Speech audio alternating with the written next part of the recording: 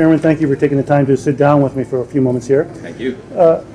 You had just spoken here at the Team Driving Summit, Drug Driving Summit, and you mentioned that there's really 3 prongs that you think are important that NTSB looks at that are important to really focus on. What were those 3 prongs? Well, legislation is crucial, education is very important, and obviously enforcement. So first the legislation to create the laws to be enforced, education so the public will understand what the requirements are, and then enforcement to make sure that it's abided by.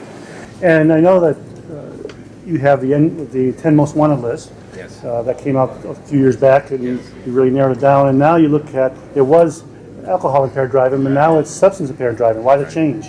We're finding an increasing incidence of drug use in addition to alcohol use by drivers. The problem is our data is not very robust, so we don't have a good definitive quantification of that, but we see a troubling increase. But for example, when there's alcohol impairment, drug tests are not usually administered, so we don't really even know the magnitude of the problem.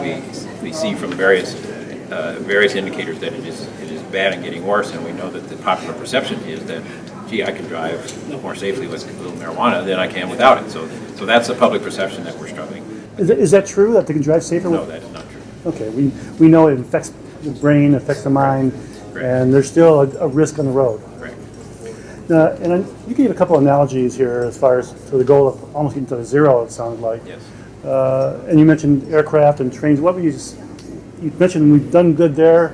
Is that what I was hearing? Is that right? Yes. Operation Lifesaver is a great example with great crossing accidents where vehicles crossed the tracks and the number of fatalities went down double digits in the states that started robust education programs to educate the public about the problem and try to respond to it that way.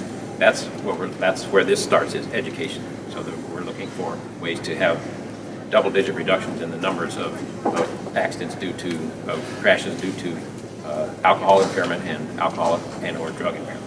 So it worked in other areas of transportation, and you're expecting it, Correct. And everything indicates it'll work in this one too. And I would also submit that those are models to how we can learn from what went right in those programs, what went wrong in those programs, to try to do it more effectively in this context. Well, and I know your tight schedules, you're real tight.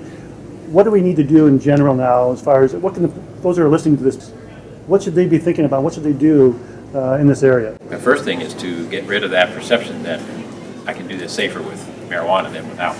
That's the huge challenge. That used to be a problem with alcohol. It used to be that the person who was drunk was funny, life of the party, ha ha ha, and because of the efforts of MADD and other organizations, grassroots efforts, that is no longer the perception. We don't see the alcohol person as the funny life of the party anymore. We see that as a tragedy.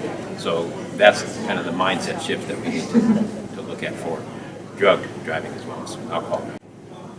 Thank you very much, sir, for your time.